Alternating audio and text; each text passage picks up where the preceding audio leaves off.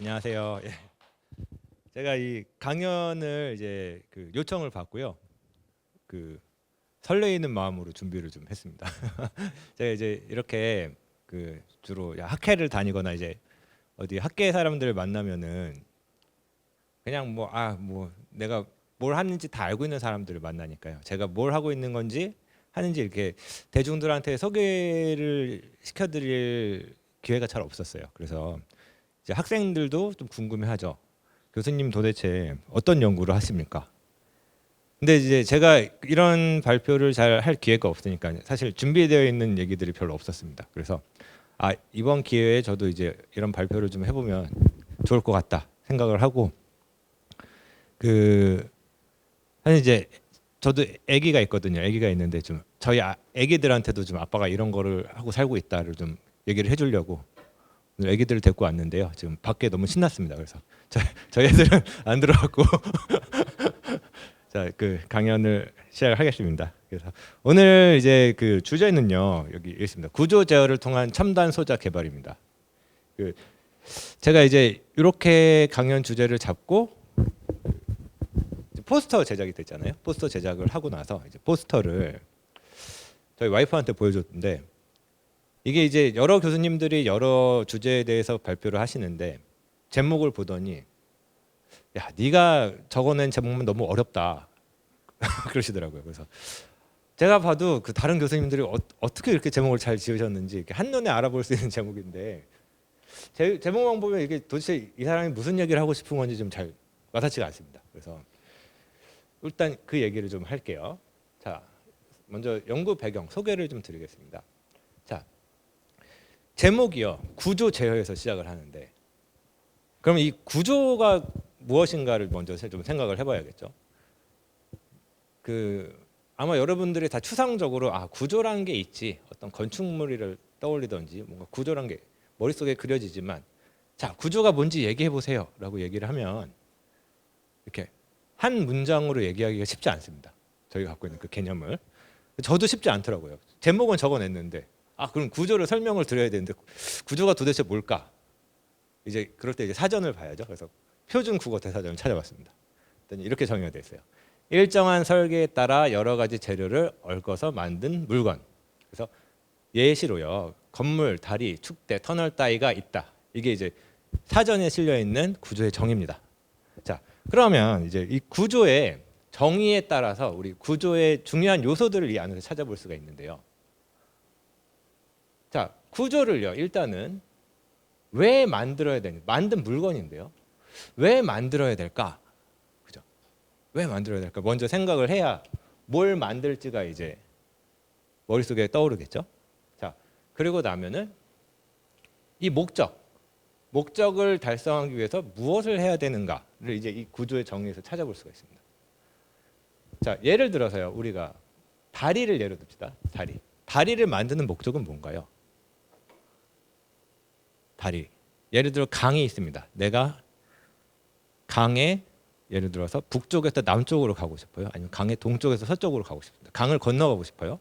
강을 건너는데 강을 삥 돌아서 갈 수는 없잖아요. 그러면 배를 타고 간다든지 뭐 여러 가지 방법을 생각을 해볼 수가 있겠는데 그 중에 다리라는 구조를 만드는 이유는 강을 건너가기 위해서입니다. 빠른 시간에 효율적으로. 그죠? 그러면 이 다리를 만들기 위해서는 뭘 해야 되나? 구조를 만들기 위해서는 뭘 해야 되는가가 이 구조의 정의 안에 들어가 있습니다. 뭘 해야 될까요? 먼저 설계를 해야죠. 설계에 따라서 구조를 지으니까 설계를 해야 됩니다. 그리고 나서 재료를 얽어서 만드는 물건이기 때문에 재료를 골라야 됩니다. 내가 무엇으로 다리를 만들까? 다리를 모래로 만들면 되겠습니까? 안 될 겁니다. 다리를 얼음으로 만들었어요. 안 되겠죠? 자, 다리를 뭘로 만들까를 결정을 해야 되고 얘네 설계에 따라서 재료를 가지고 실제로 만들어야 구조가 됩니다. 그러면 목적에 맞게 구조를 설계를 하고요. 목적에 맞는 재료를 선택을 하고 목적에 맞는 구조를 제작을 해야 됩니다. 그죠? 자, 이 세 가지를 통틀어서 구조 제어라고 얘기를 하겠습니다. 제가 생각하는 구조의 제어는 구조를 설계하고 알맞은 재료를 선택을 하고 실제로 제작하는 것까지를 구조의 제어의 범주에 넣겠습니다. 그러면 이제 제목이 좀 더 이해가 잘 가시죠? 구조 제어를 통한, 즉 설계와 재료 선택과 제작을 통한 첨단 소자 개발이 오늘 이제 이 얘기의 강연의 주제가 되겠습니다. 자, 그래서 구조 제어를 할 건데 그러면 구조 제어를 위해서요. 처음에 생각해야 되는 건 역시나 이제 구조를 왜 만드는가? 목적입니다. 목적을 가지고 설계를 해야 되고 재료를 선택을 해서 만들 건데요. 하나하나 좀 살펴보겠습니다. 자, 구조의 목적과 설계입니다. 자, 예시로요. 구조의 예시로 일단 집을 생각을 해봅시다. 집이라는 구조물이 있죠. 집이라는 구조물을 생각을 해봅시다. 자, 그럼 집을 만드는 목적이 뭘까요? 여러 가지 목적이 있을 겁니다. 제가 생각나는 목적들을 적어봤는데요. 일단 우리가 살아야죠. 주거의 목적이 있을 겁니다. 업무 공간으로도 활용을 할 수 있겠죠. 혹은 여가, 내가 쉬기 위한 공간이 될 수도 있을 겁니다. 그 외에도 뭐 물품 저장을 한다든지 뭐 여러 가지 이제 집을 여러 가지 용도로 사용을 할 수가 있습니다. 그러니까 제일 중요한 목적이 있지만 그 외에도 부가적인 목적들은 이미 이 구조에 포함이 되어 있는 거죠. 구조의 기능에. 자, 그러면 이런 목적을 가지고 집을 어떻게 설계를 해야 될까? 그죠? 자, 구조를 만드는 목적이 바로 구조의 기능인데, 그럼 이런 기능이 그러니까 주거, 업무, 여가, 기타의 기능이 잘 수행이 되도록 원활하게 집이라는 이제 구조가 이런 기능을 잘 수행할 수 있도록 하기 위해서는 어떻게 설계를 해야 될까요? 자, 생각을 해보세요. 자, 구조를 만드는데 시간이 무제한 있지 않습니다. 그죠? 정해진 시간이란 게 있을 거예요. 내가 당장 겨울이 되기 전에 몸을 따뜻하게 데펴줄 집이 필요해요. 그러면 겨울 되기 전이라는 시간적인 제약이 생겼죠. 자, 무제한으로 돈을 쓸 수가 없습니다. 제가 가진 예산이 예를 들어 뭐 100만 원일 수도 있고요. 1000만 원일 수도 있어요. 그럼 가지고 있는 예산 내에서 집을 만들어야 됩니다. 자, 돈도 있어요. 돈도 있는데 내가 구할 수 없는 재료로 집을 만들 수는 없잖아요. 구할 수 있는 재료로. 자, 재료도 구할 수 있는데 이 재료를 가공하는 기술이 없습니다. 그러면 집을 또 만들 수 없죠. 옛날에는 벽돌로 집을 만들 수 있었나요? 없었죠. 벽돌을 만들 수 있는 기술이 없었잖아요.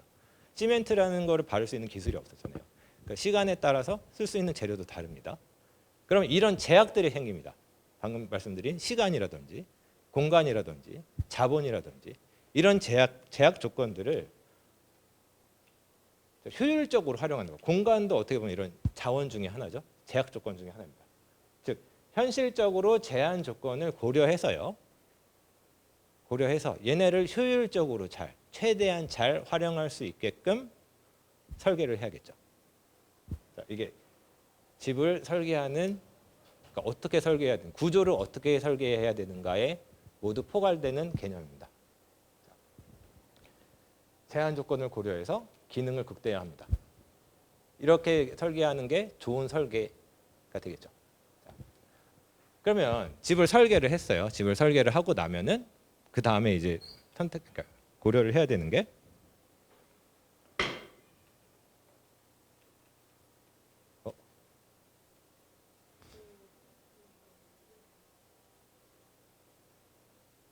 잠시만요.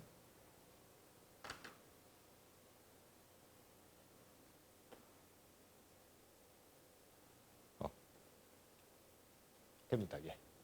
그 다음에 이제 생각을 해야 되는 게 재료 선택 그리고 어떻게 만들까 제작에 대해서 생각을 해봐야 됩니다.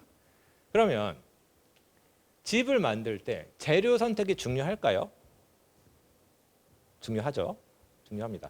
그러면 우리가 일반적으로 갖고 있는 생각들보다 다른 발상으로 재료를 접근해 보면 어떨까? 예를 들어서 레고로 집을 만들면 어떨까요? 실제로 있습니다. 레고로 만든 집이 있어요. 잘 만들었죠? 자, 주거의 역할을 할 겁니다. 집을 만들었으니까. 근데 레고로 만들면요. 앞에서 제가 말씀드린 어떤 주거나 여가나 업무 외에 새로운 기능이 추가됐어요. 부시기도 쉽고요. 새로 만들기도 쉽고 제가 방을 넓히고 싶으면 넓히고 싶을 때 넓힐 수도 있고 공간을 쪼개고 싶으면 쪼갤 수도 있습니다. 새로운 기능이 추가가 됐죠. 재료를 잘 선택함으로 인해서 새로운 기능이 추가가 됐습니다. 자, 어디에 만들까? 자, 바다 위에 집을 지으면 어떨까요? 실제로 있습니다. 자, 바다 위에 집을 지었어요. 자, 바다 위에 집을 지으면요. 이것도 새로운 기능이 추가가 됐죠. 이제 해양 스포츠를 즐길 수가 있습니다. 집에서 낚시도 할 수 있고요. 예. 예. 그렇죠. 네, 재밌는 일들이 많이 생길 겁니다. 새로운 기능들이 추가가 될 거예요. 어디에 짓느냐, 무엇으로 짓느냐만 생각을 조금 다르게 하면요, 새로운 기능들을 추가시킬 수가 있습니다. 자, 그러면 레고로 집을 짓고 싶어요. 혹은 바다에 집을 짓고 싶어요. 그러면 같은 방법으로 집을 지으면 될까요? 안 됩니다. 안 돼요. 당연히 안 됩니다. 레고로 짓는 집은 재료를 갖고 와서 여기다 짓는 게 좋을 거예요. 바다에 짓는 집을 바다에다가 재료를 갖고 와서 바다 위에 집을 짓기 시작합니다. 이게 효율적일까? 전혀 그렇지 않죠. 바다에 짓는 집은 땅에서 만들어서 갖고 가는 게 효율적인 겁니다. 전혀 다른 방법으로 만들어야 돼요. 그러면 제가 어떻게 설계를 해서 어떤 재료를 쓰느냐에 따라서 어떻게 만들어야 되는지가 달라집니다. 그죠? 혹은 제가 어떤 재료를 쓰느냐에 따라서 설계도 달라질 거고요. 어떤 재료를 쓰느냐에 따라서 어떻게 만들어야 되는지도 달라질 거고요. 이 세 가지가 결국에는 각각 독립적인 게 아니고 설계와 재료와 제작은 하나의 어떤 상호 보완적인 관계를 가지고 고려를 해야 됩니다. 그죠? 연결고리가 있습니다. 자, 그러면 어떤 방법으로 만들까? 효율적인 방법을 찾아야겠죠. 그래서 이런 재료를 어떤 재료를 쓸까에 대한 아이디어, 그리고 어디에 만들까에 대한 아이디어, 혹은 어떻게 만들까에 대한 아이디어만으로도 새로운 기능과 부가가치가 창출이 가능합니다. 자, 이런 구조의 제어에 들어가는 설계, 재료, 제작을 어디에 응용하고 싶냐면요, 저는요, 소자라는 거에 응용을 하고 싶었어요. 자, 그래서 제목이 구조 제어를 통한 첨단 소자의 개발입니다. 그러면 이제 또 의문이 생기죠. 소자는 뭐지? 소자란 말 혹시 들어보셨어요? 잘 안 쓰죠, 소자란 말을. 저는 소자란 말을요, 학부 때 처음 들어본 것 같아요. 고등학교 때까지는 소자란 말을 거의 쓰지 않았었던 것 같습니다. 장치라는 말을 오히려 쓰고, 뭐 부품, 기계 뭐 이런 말을 쓰지 소자란 말을 잘 안 쓰잖아요. 근데 이제 하도 많이 쓰다 보니까 소자란 말이 저는 이제 너무 자연스러운 일상적인 용어가 됐는데, 이게 소자란 말을 잘 안 쓰시는 분들은, 그러니까 예를 들어 저희 아들이라든지 소자가 뭐야 아빠 하면 할 말이 없어요. 자, 소자는 영어로 디바이스입니다. 어떻게 디바이스란 말이 오히려 더 잘 와닿죠, 소자란 말보다. 디바이스. 자, 디바이스인데 마찬가지로 소자를 뭐라고 설명을 해야 될까? 뭘 해야죠? 사전을 찾아봐야죠. 사전을 찾아봤습니다. 자, 사전에 나온 정의를 따지자면 물리장치, 전자회로 따위의 구성 요소가 되는 낱낱의 부품으로 독립된 고유의 기능을 가지고 있는 것, 이렇게 얘기했습니다. 자, 낱낱의 부품입니다. 낱낱의 부품으로 독립된 고유의 기능을 해야 됩니다. 자, 그러면 핸드폰 소자일까요, 아닐까요? 아닙니다. 아니죠. 낱낱의 부품이 아니죠. 부품이 모여서 하나의 제품이 된 겁니다. 핸드폰은 제품이에요. 예. 예. 예. 예. 예. 아닙니다. 아닙니다.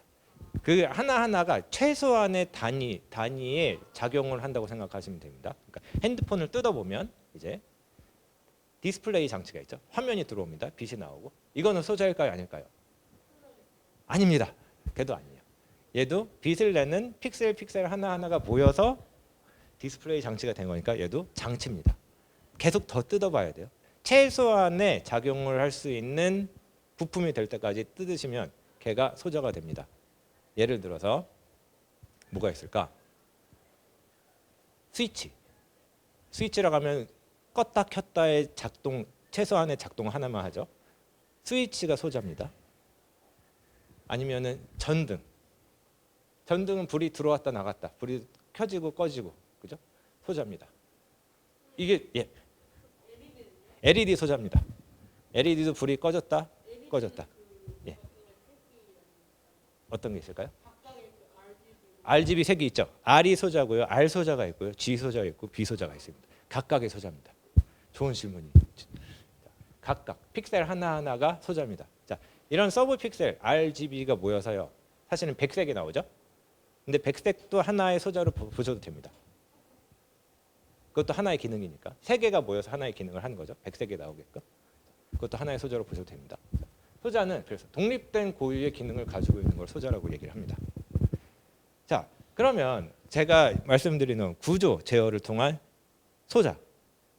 그럼 뭘 해야 될까요? 구조 제어를 소자에 맞게 하려면 기능에 맞는 설계, 그죠? 그리고 기능에 맞는 재료, 그리고 기능에 맞는 소자 구조를 만들어야 됩니다. 이게 앞에서 말씀드린 구조 제어의 방법이죠. 이거를 소자에 사용을 하고 싶어요. 자, 근데 이제 이 강연의 주제는 이렇게 제너럴하고 브로드한 얘기를 한다기보다 이제 제가 무슨 연구를 하는지를 이제 얘기를 하는 거잖아요. 제가 중점을 두고 있는 분야는요. 2번이랑 3번입니다. 2번이랑 3번. 어떤 재료, 새로운 아까 말씀드린 것처럼 집을 레고로 짓는다든지 하는 것처럼 새로운 재료를 쓰면서 소자에 새로운 기능을 주고 싶어요. 혹은 좀 더 좋은 재료 가공법을 통해서 소자를 좀 더 좋게 만들고 싶어요. 더 밝은 빛을 내는 LED라든지 좀 더 에너지 효율이 좋은 태양전지라든지 이런 걸 만들고 싶습니다. 자, 그럼 설계는 안 하시나요? 자, 설계는 안 합니다. 설계를 안 하는 이유는요. 이미 설계는 많이 돼 있습니다. 우리가 그거를 구현을 못할 뿐 앞으로 이런 식으로 설계를 해서 이런 식의 디바이스를 만들면 좋습니다라는 거는 상당히 많은 부분 알려져 있어요. 예를 들어 드릴게요. 자, 삼성전자에서 이제 반도체를 만듭니다. 메모리를 만들죠. 많이 들어보셨을 거예요. 반도체가 위기고 TSMC랑 뭐 이제 라이벌 관계에 있고 빨리 공정을 개발을 해야 되는데 근데 공정이 나아갈 방향은 이미 정해져 있습니다. 이미 로드맵도 있어요.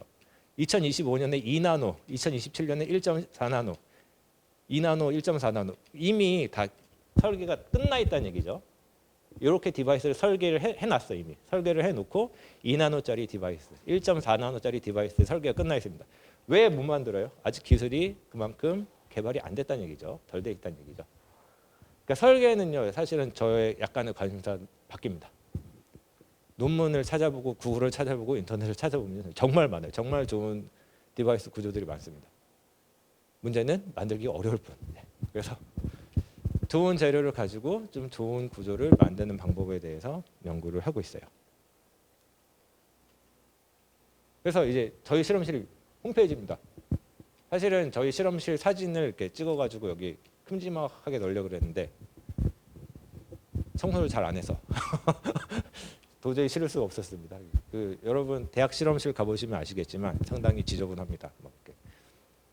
그래서 홈페이지 깔끔하죠? 홈페이지 저희 실험실에 이제 4명 있습니다. 4명. 이렇게. 박사님 2분과 석사과정 학생, 학부 학생. 그래서 목적은요 구조 제어를 통한 첨단 소자 개발인데요. 첨단 소자가 그럼 첨단자가 들어갔잖아요. 첨단. 그럼 첨단 소자는 뭐지? 소자 중에 첨단 소자는 뭐지? 제가 생각하는 첨단 소자는 두 가지입니다. 그러니까 뛰어난 성능을 가져든지 아니면 기존에 없던 새로운 기능을 갖게 된 소자를 첨단 소자라고 얘기할 겁니다. 자, 여기까지가 이제 저의 연구 배경에 대해서 설명을 드렸어요.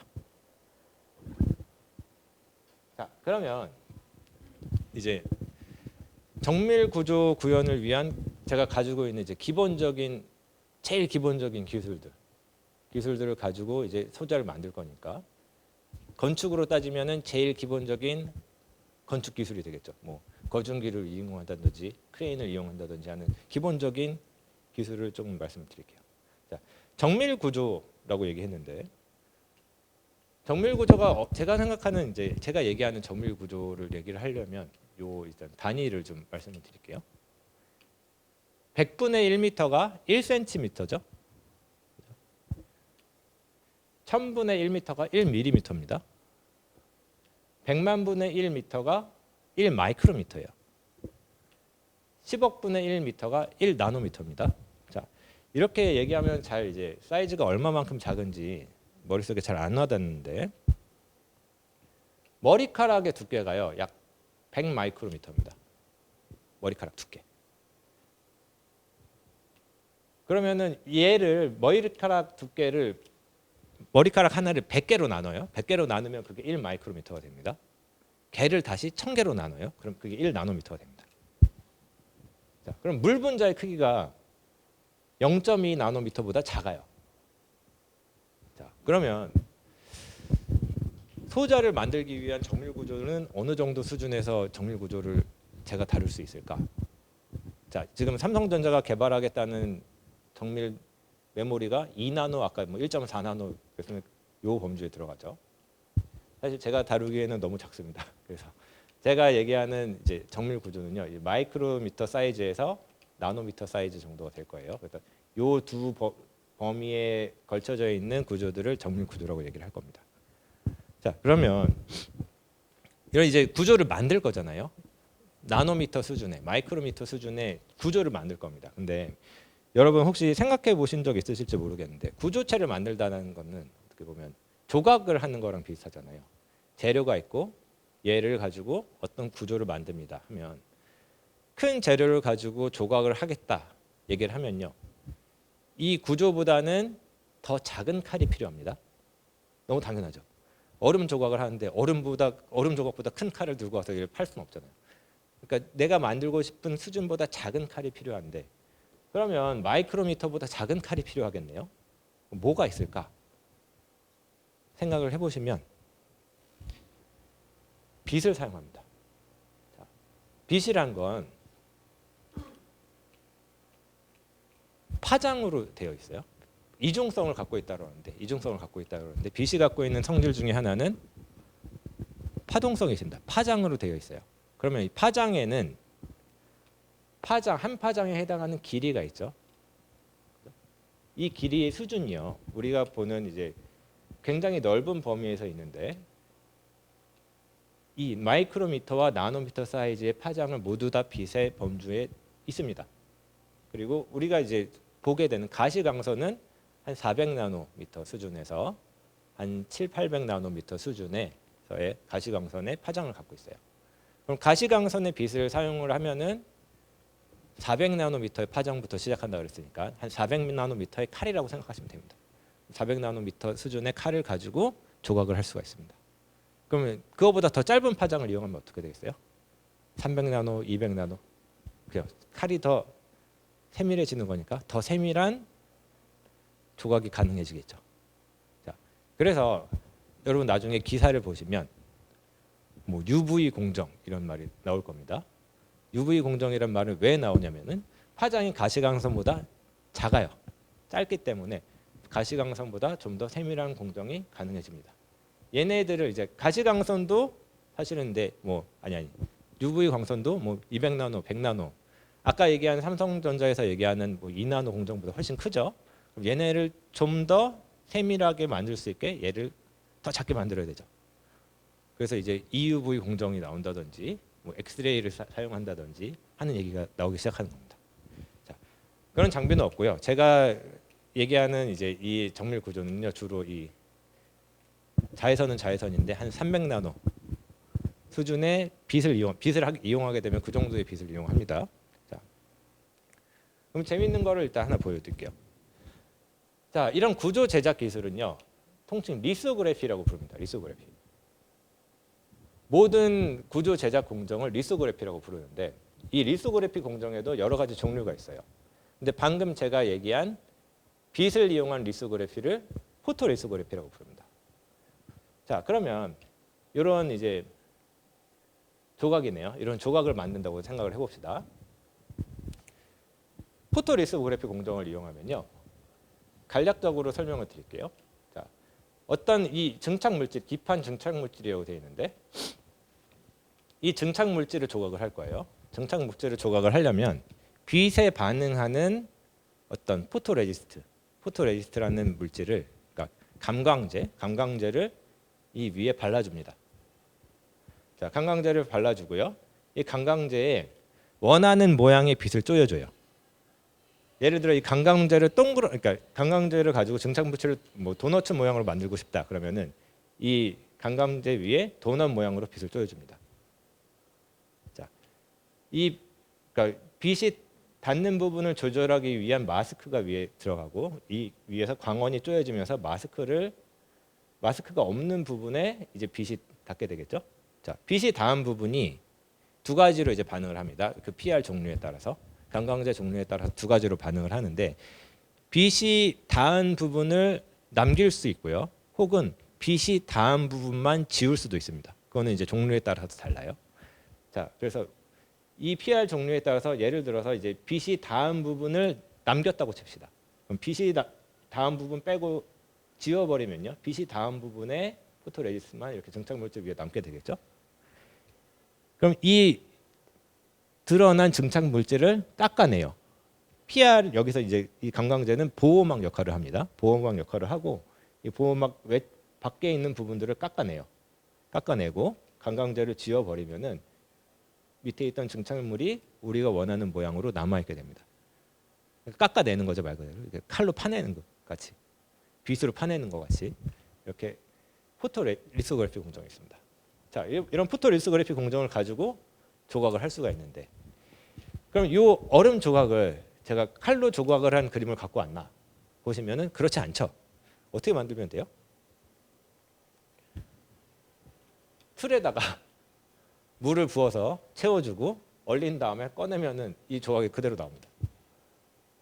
얼음을 갖고 이렇게 조각을 하나하나 해도 좋지만 미리 틀을 만들어 놓고 거기다 물을 부어가지고 얼린 다음에 끄집어내면 조각 모양 그대로 나올 거예요. 자, 이거 훨씬 편하죠. 이렇게 리소그래피를 하는 방법이 있습니다. 그걸 소프트 리소그래피라고 얘기를 하는데, 얘는 마찬가지로 구조체가 처음에 구조 몰드가 있습니다. 이런 이 뭐라 그러지? 틀 모양을 하는 데다가 이 물 같은 이런 아직 반응이 가지 않는 케미컬, 반응이 가지 않는 화합물을 이렇게 올려줍니다. 올려주고 얘를 눌러요. 누르면 이 사이사이가 다 채워지게 되겠죠. 말 그대로 채워지게 되고 얼려야죠. 얼리듯이 이제 빛을 혹은 어떤 열을 주게 되면 얘네들이 이제 고형화가 됩니다. 이런 재료들이 있어요. 이제 화학 반응에 의해서 액체가 고형화, 솔리드로 바뀌는, 액체가 고체로 바뀌는. 그리고 나서 이 틀을 제거를 해주면 어떻게 되겠어요? 이 모양 그대로 남아 있겠죠. 자, 이 방법은 이제 소프트 리소그래피입니다. 자, 차이점은 산업체에서 사용하는 방법은 주로 포토 리소그래피 방법을 이용을 하는데 훨씬 더 정밀하고 초정밀 구조 제작이 가능하고요. 이제 그 실제 제품들은 결함이 있으면 안 되죠. 그러니까 결함 없이 굉장히 균일하게 잘 만들 수가 있습니다. 소프트 리소그래피는 사실은 실제로 해보면 굉장히 간단하고 쉽고 저렴하지만 일단 재료의 제약이 좀 있고요. 보시면은 지금 요 재료, 그러니까 액체에서 고체로 변환하는 요 재료 말고는 지금 좀 힘들어 보이죠. 방법을 사용하기에. 그리고 결함이 좀 많이 생깁니다. 결함도 많이 생기고 밑에 있는 이 특히 틀이 잘 망가져가지고 약간의, 그러니까 산업체에서는 잘 사용 안 하는 방법입니다, 사실은. 자, 근데 저는 이제 이 두 가지를 다 사용을 하는데 오늘 말씀드릴 얘기는 주로 요 방법에 대해서 말씀을 좀 드릴 거예요. 자, 그 앞서 이제 설명한 그림은 똑같은 그림입니다. 마스터 몰드가 있고요, 틀이 있고 거기에다가 이제 그 레진이라고 부르는 뭐라 그러지? 경화 물질을 가지고 이 경화 물질이 이제 액체로 돼 있는데 이 액체가 이제 그 자외선을 쪼이게 되면은 광합성 반응에 의해서 어떻게 돼요? 고형화가 됩니다. 고형화가 되면 잘라낼 수가 있어요. 다시 틀에서 뜯어내게 되면은 이제 그 모양이 그대로 남아 있게 됩니다. 그래서 처음 틀 모양이 이렇게 생겼는데 한번 이 안을 채워가지고 뜯어내게 되면은 역상이 생기겠죠, 다행히. 역상이 생긴 겁니다. 이 역상을 다시 한번 채워서 뜯어낸 겁니다. 그럼 다시 원래 모양대로 전사가 될 거예요. 그래서 이런 대표적인 물질들이 몇 가지 있는데요. 뭐 이렇게 써 있습니다. 이 PDMS, PUA 써놨는데 이름은 뭐 모르셔도 되지만 PDMS는 열, 그 얘를 가열을 해주면은 경화가 됩니다. 고형화가 되고 PUA는 UV 자외선을 쬐어주면은 고형화가 됩니다. 그러니까 공정 방식에 따라서 좀 재료를 선택적으로 사용을 할 수가 있어요. 자, 그래서 이거를 응용을 해서요. 이런 거를 한번 만들어 봤습니다. 밑에는 이제 틀 모양이 있고 여기에다가 전구체를 뿌려 놓고 평평한 애를 갖다가 이렇게 압착해서 눌렀습니다. 그리고 나서 자외선을 조사를 해 가지고 얘를 굳혔어요. 굳히고 나서 몰드를 제거를 하면 이 아래에 있는 모양대로 구멍이 뚫리겠죠. 자, 이게 튀어나온 모양이니까 이 튀어나온 모양대로 구멍이 뚫릴 겁니다. 압착을 하면은 구멍이 뚫리게끔 만들 수가 있어요. 그러면 보시는 것처럼 이 고분자예요. 고분자에 이렇게 구멍을 낼 수가 있는데 이 구멍을 되게 미세하게 잘 균일하게 이 틀에 따라서요 만들어 줄 수가 있습니다. 여기에서는 한 50 마이크로 정도의 구멍을 뚫린 이런 고분자를 만들었네요. 자, 얘네를 가지고 뭐 이것저것 할 수 있습니다. 여기 안에다가 뭐 용액을 채워가지고 이렇게 컵을 만든다든지 이 안에다가 뭐 액정을 채워가지고 뭐 이런 액정 물질을 주입을 해서 뭐 광학적인 효과를 노린다든지 이런 걸 할 수가 있습니다. 자, 일단 기술 소개니까 직접적인 이제 응용 기술은 뒤에 다시 말씀을 드릴게요. 자, 그러면 이번에는요 아래쪽 틀이랑 위쪽 틀 모양을 좀 다르게 만들어서 압착을 해볼게요. 어떻게 될까요? 아래쪽 틀의 모양이랑 위쪽 틀의 모양이 닿는 부분에만 구멍이 뚫릴 겁니다. 그리고 나머지 부분은 그냥 모양 그대로 형태를 유지하고 있겠죠. 위쪽에는 동그랗고요. 아래쪽에는 라인이 있습니다. 그러면은 라인이랑 동그란 부분이 겹치는 부분에만 구멍이 뚫려 있고 위쪽에는 원형, 아래쪽에는 라인의 이 형태를 모두 다 유지를 하고 있을 겁니다. 자, 그러면 위쪽이랑 아래쪽 크기가 달라질 수도 있고요. 이런 식으로 여러 가지 이제 이중 구조의 모형을 만들 수가 있겠네요. 자, 이런 거를 만들게 되면요, 이런 고분자 필름에 도넛 모양의 구멍을 뚫을 수 있나요? 종이에 도넛 모양으로 구멍을 뚫을 수 있어요? 없죠. 생각해보세요. 도넛 모양으로 구멍을 뚫는다. 그러면 가운데는 어떻게 남아 있겠어요? 없습니다. 원이 뚫리지. 도넛 모양으로 우리가 잘 잘라내도 결국 원이 뚫리지. 도넛 모양을 뚫을 수가 없어요. 근데 이렇게 지지해주는 구조가 있으면은 이런 도넛 모양도 이제 만들 수가 있게 되겠죠. 자, 이거를 어디다 쓸 건지도 뒤에 다시 말씀을 드리겠습니다. 자, 그래서 이런 이제 계층적인 구조, 큰 구멍 안에 작은 구멍이 뚫려 있는 이런 구조도 만들 수 있고 좀 다양한 구조를 좀 만들 수가 있습니다. 자, 그럼 이런 기술을 제가 뭘 하고 싶다고 말씀을 드렸나요? 첨단 소자를 만들고 싶다 이렇게 말씀을 드렸습니다. 그래서 어떤 첨단 소자를 만들었나를 이제 몇 가지 소개를 드리겠습니다. 자, 일단은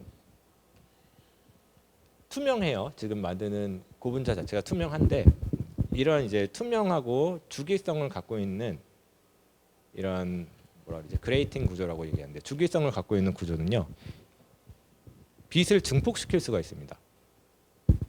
이게 사실은 틀린 비유인데 자세한 이제 뭔가 이제 물리적인 얘기를 다 하려고 그러면은 힘드니까 이렇게 생각을 해보세요. 이 간격이 한 200나노 정도, 300나노 정도라고 주기성을 갖고 있다고 생각을 해봅시다. 그럼 300나노짜리 슬릿이 있다고 생각하셔도 돼요.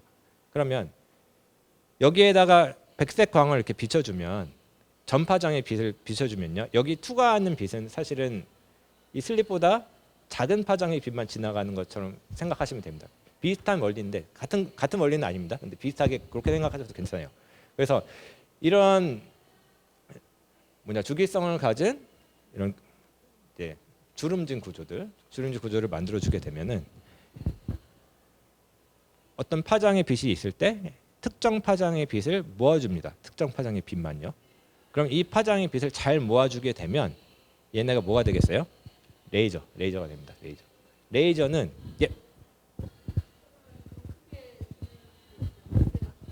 예, 죄송합니다. 예, 레이저가 됩니다. 레이저. 그래서 얘를 가지고요. 실제로 레이저의 빛이 나오나 저희가 만든 이런 이제 고분자로 만든 이런 주기성을 갖는 구조를 가지고 레이저 빛이 나오나를 봤는데 얘가 이제 구조가 없을 때입니다. 구조가 없을 때 이런 빨간 빛이 나왔어요. 아니면 초록빛이 나오고 파란 빛이 나왔는데 구조를 넣어줬더니 굉장히 좁아졌죠. 나오는 빛의 파장이 좁아졌습니다. 좁아졌다는 얘기는 빛을 잘 모아준다는 얘기죠.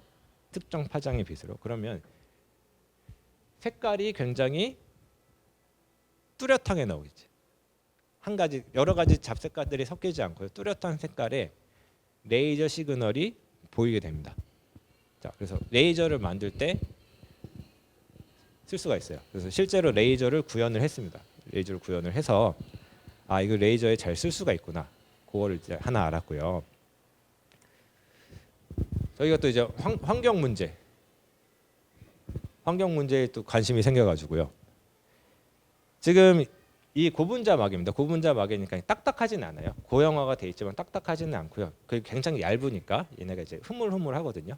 그래서 필름처럼 쓸 수가 있는데 지금 구멍을 이렇게 작은 구멍들을 막 뚫어놨습니다. 500 마이크로 정도면 이제 머리카락 하나 두께가 100 마이크로미터라고 그랬잖아요. 그러니까 머리카락을 반으로 자른 것 같은 두께의 구멍들.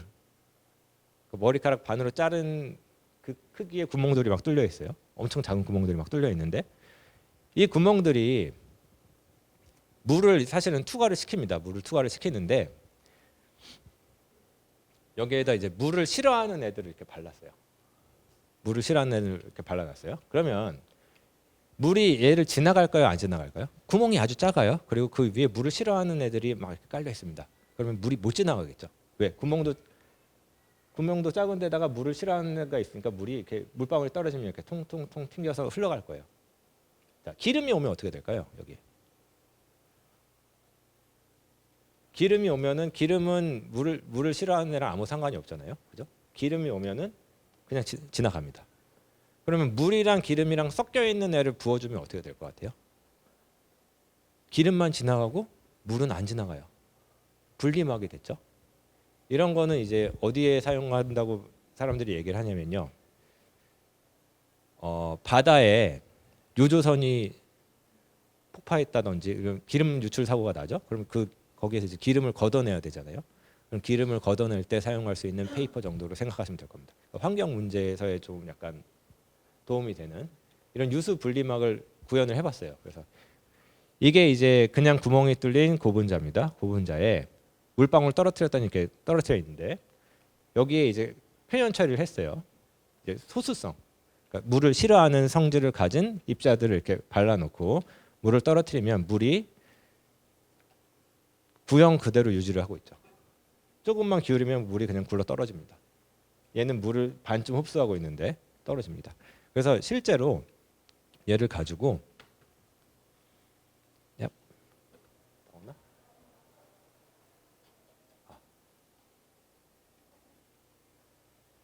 실험을 해봤어요. 자, 여기 이제 이 관 아래다가요, 저희가 만든 유수 분리막을 여기다 이제 설치를 해놨습니다. 설치를 해놓고 여기 관에다가 물이랑 기름에 혼합물을 부을 거예요.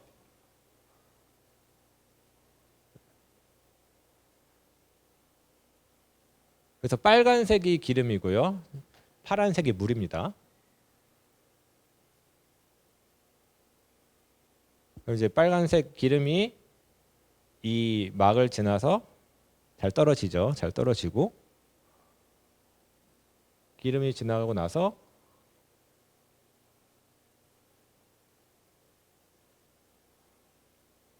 물은 이제 안 지나가죠. 그러니까 이런 이제 유수 분리를 잘 할 수 있는.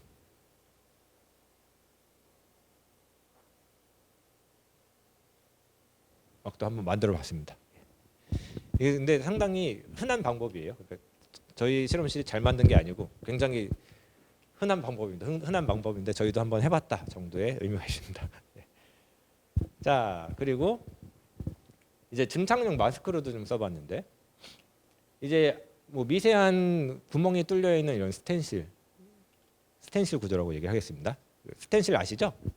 미술 시간에 다 해보셨죠? 구멍 뚫어놓고 이제 물감 이렇게 싹 바르면은 그 구멍 따라서 물감 싹 들어가는 그 스텐실 구조라고 얘기를 할 건데, 스텐실 구조를 뭐 여기저기 이제 붙여놓고 여기에다가 어떤 재료들을 막 뿌려요. 뭐 스프레이 뿌리듯이 재료들을 뿌리면 말 그대로 스텐실 모양대로 이제 그 재료들이 남아 있게 되겠죠. 자, 이런 식으로 이제 뿌리는 걸 이제 증착한다 그러는데, 증착했을 때 이 증착 모형을 다시 만들 수가 있습니다. 그러니까 모형이 있는 구조가 있는 고분자 방막을 가지고 다른 재료의 구조를 다시 만들 수가 있는 거죠. 스텐실을 가지고 물감을 어떻게 잘 그러니까 그림을 그리듯이 이런 스텐실 마스크를 가지고 어떤 재료의 구조를 다시 만드는 겁니다. 이렇게 하면은 이제 평평하지 않은 기판들이요. 예를 들어서 이렇게 꾸불꾸불한 주름이 있는 기판이나 이렇게 곡률이 있는 기판 위에도 어떤 소자들을 만들 수가 있습니다. 그럼 이제 여기서 만든 소자는 이제 트랜지스터인데요. 이게 이제 뭐 별거 아닌 소자처럼 보이는데, 얘네가 실제로는 마스크를 여러 장을 겹쳐 써가지고 한 층, 두 층, 세 층, 네 층짜리가 지금 겹쳐져서 여기 하나하나가 소자가 지금 된 겁니다. 그러니까 좀 약간 정밀한 소자도 우리가 만들 수가 있어요. 자, 그래서 이 증착 마스크를 가지고 이제 소자를 응용을 하는데, 이런 걸 또 좀 해봤습니다. 응용 기술이에요. 응용 기술로 이제 방막으로 만들지 않고요. 밑에 기판이 있는 상태에서 바로 이제 마스크를 이제 올린 거예요. 방법은 앞에랑 비슷합니다. 이제 떨어뜨려 놓고요. 몰드 위에 프리커서, 그러니까 전구체를 떨어뜨려 놓고 누릅니다. 꽉 눌러서 구멍이 뚫리게끔, 그리고 UV를 조사를 해서 떨어뜨려 내면은 이제 이 위쪽 기판에 이 스텐실 패턴들이 남아 있는 요 구조가 된 겁니다. 자, 이 스텐실 패턴을 왜 이렇게 붙여서 만들었냐면요. 이렇게 긴 애들이요. 이렇게 얇고 긴 애들은 얘가 고분자기 때문에 이렇게 필름으로 만들면 흐물흐물해요. 그렇죠. 종이도 얇고 가늘게 이렇게 잘라 놓으면은 이렇게 오징어 다리 같은 거 만들잖아요. 그렇게 흐물흐물한데, 흐물흐물하게 만들면 저희가 이렇게 정밀하게 어디 부분에 얼라인을 하기가 힘듭니다. 그래서 아예 얼라인이 돼서 제작이 되게끔 이런 어떤 이제 기판에다가 이런 구조를 만들었어요. 만들고 나서 여러 가지 이제 재료들을 코팅을 하는데, 이제 재료 선택이 여기서는 좀 중요하죠. 소자를 만들 거니까. 그래서 저희가 선택한 재료는 은이랑 카본 나노튜브, 카본 나노튜브 아니고 활성탄, 계층 구조를 가진 활성탄을 가지고 코팅을 했습니다. 근데 코팅하는 방법이 여러 가지 방법에 이 마스크를 적용을 할 수가 있는 게, 이번에는 이제 블레이드, 그러니까 칼날로 이렇게 밀어가지고 이 안을 채워 넣는 방법으로 이제 코팅을 좀 해봤어요. 코팅을 해봤는데 잘 됩니다. 이렇게. 지금 이 카본들이 서로 붙으면 안 되거든요. 떨어져 있어야 이 사이사이에 이온들이 가서 이 안으로 들어가서 이제 저장이 될 겁니다. 그러면 이제 얘네를 슈퍼커패시터라고 부르는데, 그러니까 건전지 아시죠? 배터리 같은 비슷한 원리인데요. 그러니까 배터리도 이온을 저장을 하잖아요. 전극에서 이온을 저장을 하고 이온이 떨어져 나가고 저장이 되고, 그러니까 이 과정이 반복이 되면서 저희가 거기에서 나오는 어떤 전기적 에너지, 화학적 에너지를 이제 전기적 에너지로 바꿔서 사용을 하는 건데, 얘도 마찬가지로 이 전극에 이온이 붙었다 떨어졌다를 반복을 하면서 그 에너지를 우리가 사용하는 슈퍼커패시터를 디자인을 했습니다. 그러니까 누군가 설계를 해놓은 거를 만드는데, 얘네가 이제 전극 하나하나가 가늘고 길기 때문에 만들기가 어려워요. 사실은 일반적인 마스크를 쓰면은 그냥 오징어 다리 같습니다. 진짜 흐물흐물해지고 이 라인들을 유지하기 힘든데, 이 기판에다가 마스크를 붙여놓고 이렇게 블레이드로 코팅을 해버리면은 상당히 이제 예쁘게 라인들이 잘 살아있죠. 라인들이 잘 살아있고 이 라인에 이온이 들어가도록 여기다 이제 이온을 발라줍니다. 전해질을 발라줍니다. 전해질을 발라주게 되면 그 전해질 안에 들어있는 이온들이 우리가 이제 걸어준 이제 전압의 방향에 따라서 이 검정색들이 다 카본들이거든요. 이 카본 안에 들어갔다 나왔다를 반복을 하면서 에너지를 우리가 사용할 수 있게끔. 그래서 이런 커브 혹시 보셨나요? 이게 충방전 커브인데 충전 방전을 반복하면서 성능이 잘 나온다. 그거를 이제 봤습니다. 충전 방전 커브입니다. 충방전 커브고 얘네가 뭐 이런 소재를 만들었을 때 에너지가 어느 정도 그리고 파워를 어느 정도 우리가 기대할 수 있겠다. 이런 거를 분석을 해봤습니다. 그래서 저희가 하는 거는 사실은 이런 디자인을 하고 뭐 어떤 소자 설계를 하고라기보다는 만드는 거. 만들고 재료를 선택을 하고 제작을 하고. 그러니까 저희 혼자서는 이제 여기까지 못 가죠. 그러니까 다른 대학의 다른 리서치 그룹들이랑 같이 협력 연구를 하면서 다양한 소자를 최대한 다루려고 하고 있어요. 자, 그래서 예쁩니다. 진짜 75 마이크로미터 정도. 이 라인 하나가 그러니까 머리카락 하나 두께예요. 이 라인 하나가 카본으로 만든 라인이. 요 논문을 발표할 때만 해도 요 정도 레졸루션 별로 없었는데요. 지금은 저희 실험실도 계속 이거 하다 보니까 더 잘 만듭니다. 지금은. 자랑하려고 깨알 같은 자랑을 좀 잠깐 했습니다. 자, 그리고 나서 이제 앞에 그 소개할 때 이런 얘기를 했어요. 새로운 재료를 써보면 어떨까? 레고로 집을 만들면 어떨까? 요즘 그럼 어떤 재료들이 각광을 받고 있냐면요. 요즘 사람들이 제일 그러니까 어떤 제품을 만들 때 사람들이 제일 머릿속에 갖고 있는 생각이 이런 겁니다. 연구하는 사람도 그렇고 유연한 거, 늘어나고 접히고 돌릴 수 있고 뭐 구길 수 있고 이런 디바이스들, 이런 소재들에 대해서 사람들이 관심을 굉장히 많이 갖고 있는데 그런 어떤 후보군 중에 하나입니다. 액체 금속. 혹시 액체 금속 들어보셨나요? 들어보셨어요? 네. 우리가 사실은 액체 금속 모든 사람들이 다 알고 있습니다. 수은이 액체 금속이에요. 수은. 쓰지 않죠. 왜 안 쓰나요? 독성이 엄청 강하죠. 호흡기로도 맞기만 해도 안 좋습니다. 수은은. 자, 수은을 그래서 큰일 나는데 인체에 무해한 액체 금속이 있어요. 자, 그러면 뭘 액체 금속이라고 부를까? 사실은 모든 금속을 뜨겁게 달구면 다 액체가 됩니다. 그죠? 제철소에 있는 금속들 다 액체 금속이잖아요. 그럼 여기서 얘기하는 액체 금속은요, 사실은 실온에서요. 우리가 지금 이 환경 내에서 보통의 우리가 사람들이 사는 이 실온에서 룸 템퍼러처럼 30도 정도. 근데에서 액체로 존재하는 금속을 일반적으로 액체 금속이라고 이름을 붙여요. 그럼 이제 갈륨을 주로 기반을 하는데 갈륨이요. 녹는 점이 40도 정도 됩니다. 40몇 도요. 그러니까 그렇게 높지 않아요. 우리가 뭐 이렇게 손으로 비비면은 손으로 막 열을 내면은 녹습니다. 그 정도로 녹는 점이 낮은데 이 갈륨의 녹는 점을 더 낮게 하려고 이런 이제 혼합물을 만드는 거예요. 그렇게 되면 그러니까 합금이라고 하죠. 합금을 만들게 되면 녹는 점이 마이너스 19도까지 내려갑니다. 그 냉장고 안에서도 얘는 액체인 거죠. 근데 전도도는 그냥 메탈 똑같아요. 전도도가 엄청 좋습니다. 전국으로 쓸 수 있어요. 전기 다 통하고 불도 켤 수 있고. 그러면 이런 액체를 가지고 우리가 디바이스를 만들면 아무리 눌려도 괜찮겠네요. 그죠? 액체를 늘리면 액체가 끊어지나요? 아니잖아요. 그죠? 물방울이 막 끊어져요? 아니잖아요. 그러니까 늘리기도 좋고 접기도 좋고 그러면 이 액체를 잘 다룰 수 있으면 좋을 것 같네요. 자, 근데 재미있는 점이요. 이 자체 갈린스탄이라고 부르는 이 합금 자체는 액체인데 얘를 공기 중에 놔두게 되면은 이 액체의 껍질이 산화가 돼서 고체가 됩니다. 껍질만. 그러니까 달걀 같은 생각을 하시면 돼요. 그러니까 달걀 내부를 이제 공기 중에 딱 꺼내면은 공기랑 반응을 해서 달걀 껍질이 생기는 거예요.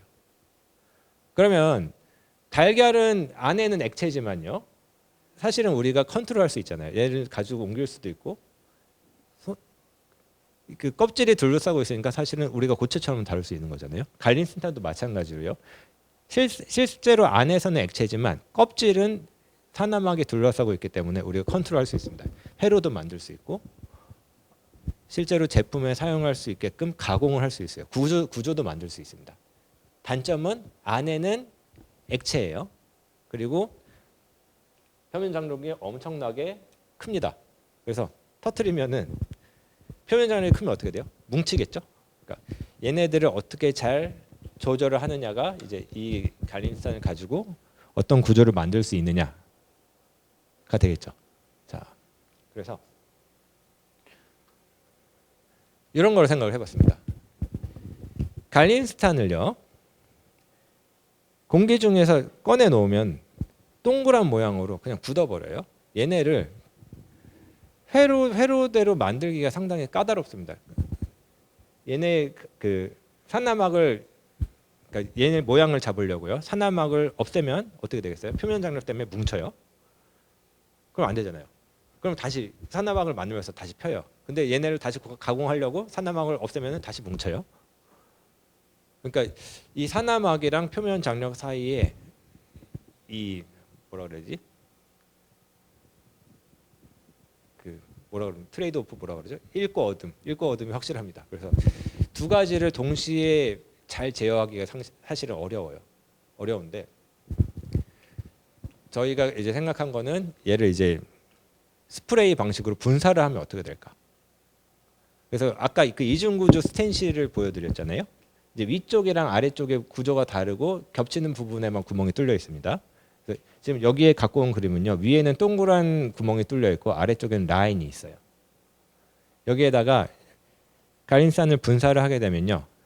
이 펌프 압력 때문에 갈린스탄이 작은 파티클이 됩니다. 작은 파티클이 되는데 공기 중을 날아가기 때문에 이 파티클들의 껍질에는 다 산화막으로 둘러싸인 이제 달걀 모양이 돼요. 그럼 달걀을 막 집어 던지는 거랑 똑같습니다. 달걀을 집어 던지게 되면 얘가 이제 바닥에 맞고 달걀 껍질이 깨지겠죠. 달걀 껍질이 깨지면서 달걀 껍질 안에 있는 게 이제 흘러나와요. 흘러나오는 순간에 다시 공기랑 만나서 다시 껍질이 생깁니다. 그래서 껍질이 깨지는 순간 흘러나오면서 다시 공기랑 만나서 다시 껍질이 생겨요. 그렇게 되면 자, 이 안으로 뚫린 부분으로 들어가서 흐르다가 다시 굳겠죠. 그럼 굳은 상태로 이 마스크를 벗겨내면 어떻게 되겠어요? 이 아래에 있는 흘러진 모양 그대로 남아있겠죠. 그러면 이 아래에 있는 이 모양을 잘 만들어 놓으면은 이 갈린스탄도 이 아래에 있는 모양 그대로 구조를 만들 수가 있겠네요. 자, 그걸 한 겁니다. 그래서 위쪽에는 이렇게 갈린스탄이 파티클이 들어갈 수 있는 구멍을 뚫어 놓고요. 아래쪽에는 도마뱀 모양을 만들어 놨어요. 이중 구조를 만들어 놓고요. 여기에다가 이제 분사를 한 겁니다. 갈린스탄을. 분사를 하고 그러니까 분사를 했다는 건 이제 달걀을 막 집어 던진 거죠. 집어 던져서 이 안에서 이제 흘러갈 수 있게끔 흘러가다가 산소를 만나서 굳게끔 하고 나서 이렇게 떼어내면은 이 아래쪽에 이런 이제 도마뱀 모양이 그대로 남아 있는 걸 볼 수가 있습니다.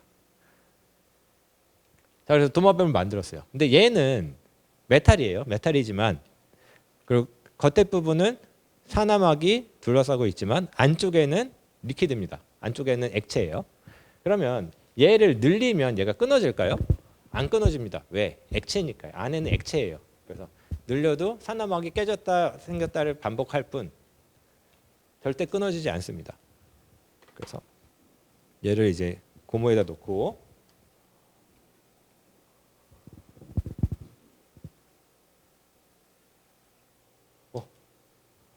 왜 안 나와?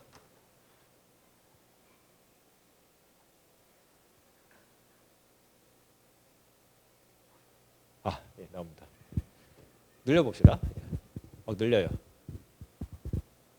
귀엽죠? 예. 안 끊어집니다. 예. 접었다 펴도 늘렸다 구부려도 안 끊어지고 전극으로서의 역할을, 그러니까 메탈로서의 역할을 잘 합니다. 자, 예?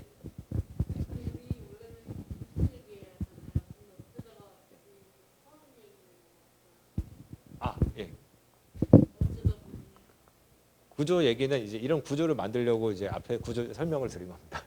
건축 얘기를 하려던 게 아니고. 자, 단점은 있습니다. 이제 여러 번 하게 되면은 사실은 저항이 올라가는데 그 이유는 단순합니다. 이제 산화막이 만들어지면요. 산화막은 이제 금속이 아니잖아요. 금속이랑 반응한 절연체입니다. 근데 이제 계속 늘렸다 줄였다를 반복을 하면은 계속 산소랑 반응을 하면서 산화막이 계속 생겼다 없어졌다 생겼다 없어졌다를 반복하면서 절연 함량이 이제 절연체 함량이 높아지는 거죠. 그렇게 되면 사실은 성능이 떨어지긴 하는데 그래도 여전히 좋아요. 그래서 재밌습니다. 그래서 이런 방식을요 이제 다양한 표면 이제 어디에다 만들 거냐 피부에도 만들 수 있습니다. 피부에 만들고 얘는 이제 피부에다가 이제 안테나 만들어 놓고요 여기에다가 이제 버스카드 이제 넣어놓고 이제 실제로 찍어 보면은 잘 찍혀요. 이런 거 할 수 있습니다. 뭐 이런 거 하고 이제 뭐 이렇게 잘 접히는 뭐 에너지 소자들, 뭐 이제 늘어나는 에너지 소자들 이런 것들을 이제 만들 수가 있습니다. 그래서 사실은 이런 액체 금속은 여러 관심을 많이 받고 있긴 한데 워낙에 이제 다루기가 좀 까다로워서 근데 조만간 이제 상용화도 잘 되고 제품에 응용되지 않을까 생각하고 있습니다. 자, 시간이 벌써 1시간이 훌쩍 지나갔네요. 이게 마지막 응용 소자입니다. 마지막 응용 소자인데 이제 그 아까랑 비슷한 이런 깍지 낀 패턴을 만들 건데요. 이번에는 이제 재료를 좀 재밌게 만들어 봤습니다. 이제 카본 나노 튜브요. 카본 나노 튜브가 어떻게 보면은 이제 굳히기가 어려워요. 그러니까 필름으로 만들고 모양을 잡기가 어렵습니다. 모래알 같다고 생각하시면 돼요. 모래알을 우리가 모래성을 쌓는다고 얘기하잖아요. 그러니까 튼튼하게 만들기가 어렵잖아요. 그래서 카본 나노 튜브를 파라핀이라는 왁스입니다. 왁스. 여러분 촌농 아시죠? 촌농이랑 섞은 거예요. 촌농이랑 섞었을 때 어떤 일이 벌어지나. 자, 촌농은 이제 잘 굳죠. 촌농은 잘 굳고 그 안에 이제 모래가 섞인 촌농이라고 생각하시면 됩니다. 그러면 이제 촌농 때문에 이제 모래의 구조가 이제 잡힐 텐데 그럼 모래의 성질을 갖고 있느냐? 그러니까 여기에서는 카본 나노튜브의 성질을 그대로 갖고 있느냐? 그거죠. 근데 보면은 잘 갖고 있어요. 그러니까 잘 갖고 있다는 거는 정기적으로 전도도가 잘 나옵니다. 그리고 우리가 기대했던 이제 어떤 그러니까 정기적인 특성이요. 정기적인 특성이 잘 나오고 모양은 잘 잡힙니다. 모양은 왜 잘 잡혀요? 모양을 잡아주는 거는 왁스입니다. 파라핀이고, 그러니까 촌농의 모양을 잡아주고 이 안에 들어있는 카본 나노튜브가 정기적인 특성을 이제 이 구조에 부여를 해주는 거죠. 그렇게 되면은 재밌습니다 이게. 이제 다양한 이제 나뭇잎이나 이거 또 피부입니다. 사람 피부 위에다 이런 전국 만들 수 있고요. 아까 얘기한 그 안테나 모양 만드는 거는 이제 1도 아닙니다. 이제 피부에다가 다들 그 정도 만들어요. 그래서 뭐 피부나 뭐 나뭇잎이나 여러 가지 이제 다양한 표면 위에다가 이런 이제 패턴들을 만들 수 있고요. 자, 촌농이잖아요. 촌농이 여러분들이 촌농을 부러뜨렸다가 잠깐 달구면 어떻게 돼요? 다시 붙죠. 마찬가지로 이제 이 모양을 잡았다가 부러뜨립니다. 부러뜨리면은 이제 단선이 일어난 거죠. 단선이 일어나는데 얘를 살짝 구우면요 다시 붙습니다. 그래서 다시 연결이 돼요.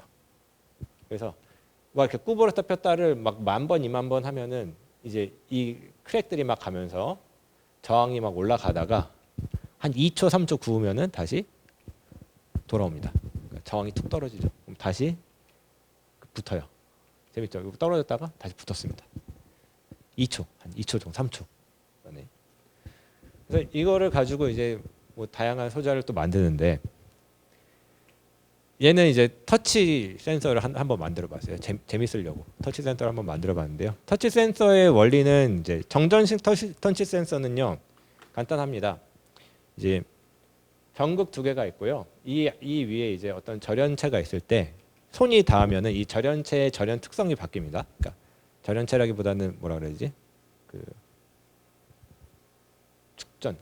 축전 성능이 바뀝니다. 이 절연체 축전 성능이 바뀌는데 얘를 이제 공간도 이제 축전적인 어떤 공기도 이제 축전이 되잖아요. 그러니까 이 공기 중에도 손이 들어가면은 이 전체 시스템의 축전 성능이 바뀌겠죠.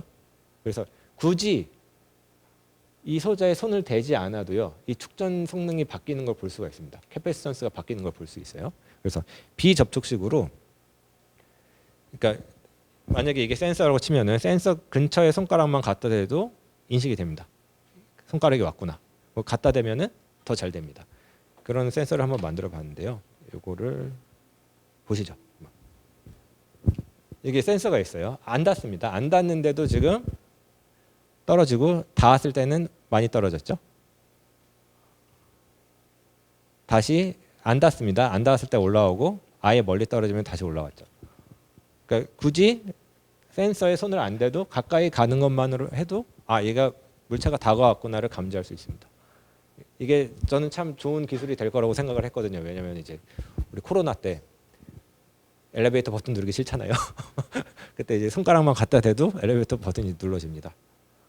뭐 이제 문을 열 때 문 근처에 손만 이렇게 갖다 대도 문이 열립니다. 이런 이제 비접촉식 터치 센서. 그리고 접촉이 되면은 훨씬 더 이제 그 반응이 좋은 이런 걸 만들 수 있습니다. 이게 사실은 저희가 디자인한 게 아니죠. 저 설계 안 하니까 이제 좋은 재료를 가지고 잘 만들었습니다. 이게 포인트인데 이런 이제 비접촉식 센서는 이제 뭐 아까 말씀드린 이제 엘리베이터뿐만 아니고요. 이제 무인 자동차 있잖아요. 거기에 이제 들어갈 수 있는 대체 기술 중에 하나라고 생각을 하는 게 그런 식으로 이제 홍보를 하시더라고요. 이걸 하시는 분들은. 왜냐면은 이제 자동차가 가다가 주위에 뭐가 가까이 오면은 지금 이제 그 축전 성능이 바뀌잖아요. 그것처럼 이제 주위에 장애물이 닿지 않아도 근처에 있는 것만으로도 이제 감지할 수 있는 센서가 되겠죠. 그런 이제 기능을 기대를 할 수가 있습니다. 그리고 마지막 어플리케이션입니다. 그래서 또 비슷한 이제 소자인데요. 이번에는 그 정전기를 가지고 에너지를 이제 수확하는 그런 디바이스입니다. 이제 정전기라는 거는 이제 마찰 전기죠. 마찰에 의해서 정전기가 발생을 하면은 말 그대로 전기가 발생을 한 거잖아요. 그 전기를 우리가 전기 에너지로 가지고 쓸 수 있느냐? 쓸 수 있습니다. 그러니까 그렇게 소자를 그런 식으로 설계를 하게 되면은 이 마찰에서 발생하는 전기를 우리가 쓸 수 있어요. 저장을 해놨다가. 근데 그 중에서 물방울이 떨어지는 거에 의해서 그러니까 표면에 물방울이 닿으면 물 안에는 중성이긴 하지만 이온이 들어있잖아요. H+와 OH- 이온이 들어있습니다. 그러니까 정전기적인 효과가 굉장히 좋아요. 안에 이온이 들어있다는 얘기는. 자, 그래서 표면에 닿아서 정전기가 발생을 합니다. 그리고 얘네가 흘러가면서 이 발생된 정전기를 전류로 바꿔줄 거예요. 그럼 실제로 이게 되느냐? 여기 이제 소자가 있고요. 물방울이 떨어집니다. 떨어져서 맞고 흘러가면서 실제로 전기가 발생하는 걸 보여드릴게요.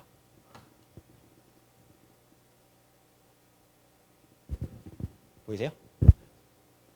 이게 이제 전압이 발생하는 거를 읽는 기계입니다. 물이 떨어지고 흘러가면서 이제 물이 떨어질 때마다 이제 전압이 발생을 하죠. 이제 얘네들을 이제 모아주는 장치가 필요한데 모아주는 장치는 없고요. 지금 이제 전압이 발생하는 것만 봤습니다. 그러니까 여기다가 이제 전구를 붙여놓으면은 불이 꺼졌다 들어왔다 꺼졌다 들어왔다 요거가 되는 거고 여기다가 이제 어떤 축전기 같은 걸 달아 놓으면은 지금 발생한 전압들 에너지를 잘 저장해 놨다가 나중에 다시 사용할 수 있게 됩니다. 자, 그래서 여기까지입니다. 제가 준비한 거는 이제 여기까지고. 그래서 결론은 아이고 힘들어. 구조가 중요하답니다. 구조. 그래서 학생들이 물어보죠. 교수님 어떤 연구하세요? 구조에 대한 연구를 합니다. 그럼 저 화학공학과 교수인데 화학공학과 교수가 무슨 구조니 이렇게 얘기를 하죠. 구조를 뭘 하시는데요? 그러니까 할 얘기가 너무 많아요. 구조가 뭔지부터 얘기를 해서 그걸 무슨 소자를 만들고 소자에다 어디다 쓰고 이런 얘기를 오늘 다 했습니다. 나중에 학생이 물어보면 이제 이거 유튜브 나오죠? 네. 유튜브 보라고 얘기를 하려고. 그래서 지금까지 보여드린 건 이제 다 연구가 끝난 예전 연구들이고요. 지금 하고 있는 거 보시면은 이제 좀 응용을 해서요. 이런 닷이나 이런 이제 구멍 뚫린 거 아니면 라인들을 지금 보여드린 건 대부분 이제 고분자 기반으로 했는데 이제 금속이나 무기물들, 뭐 유리나 이런 가공을 하고 있습니다. 유리 가공이 좀 재밌어요. 유리 가공을 하려고 하고 있고 이런 이제 주로 하는 건 이제 구조 제어예요. 말 그대로 구조를 만들고 재료를 선택하고 이런 그러니까 적절한 재료에 대한 적절한 방법으로 구조를 만드는 거 그리고 이제 이 구조를 가지고 이제 레이저나 센서나 뭐 에너지 디바이스나 이런 것들을 소자 연구를 같이 하고 있습니다. 예. 그래서 경청해 주셔서 감사합니다.